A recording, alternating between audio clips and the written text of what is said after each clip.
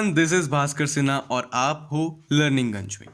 बच्चों, हमने अब तक देखा कि बेल्जियम और श्रीलंका में क्या क्या हुआ। एक जगह सिविल वॉर हो गई, हालात बद से बदतर हो गए, है ना, चीजें बिगड़ गई। वहीं दूसरी जगह समझौता हुआ और देश के सब लोग साथ में अच्छे से रहने लगे, खुशहाली आ गई। तो इससे आपने क्या सीखा, है ना? What do we learn from this two stories? In Belgium, अगर हम बात करें बेल्जियम की, तो जो देश के टॉप लीडर्स थे और जो देश की जो गवर्नमेंट थी, उन्होंने एक ही रास्ता निकाला कि अगर राष्ट्र हित करना है, राष्ट्र में एकता लाना है, तो हमें हर इंसान को साथ में लेके चलना होगा। यानी कि unity of the country is the most important thing. और ये कैसे रुकेगा? अगर हमने एक दूसरे की रिलीजन, लैंग्वेज, कम्युनिटी को इज्जत दी, तभी ये हो पाएगा। और वही हुआ।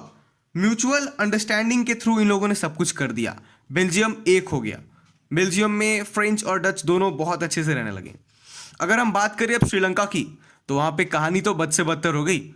वहाँ पे जो मंजर था वो और भयानक हो गया, है ना। बहुत बुरा एग्जाम्पल सेट किया श्रीलंका ने।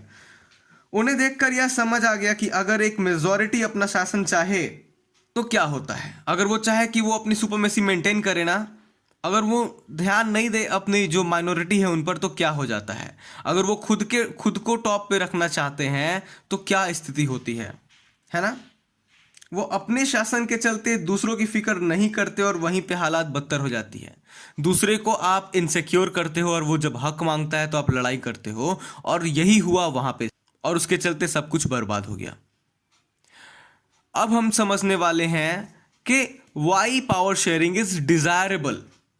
अब जाके हमें समझ आएगा। यानी कि इतना जो आपने पढ़ाई करा, आपका जो 3 4 5 पेज जो भी था, दिमाग में सेट करने के लिए था कि क्यों जरूरी है पावर शेयरिंग, जो कि हम आगे पढ़ने वाले हैं।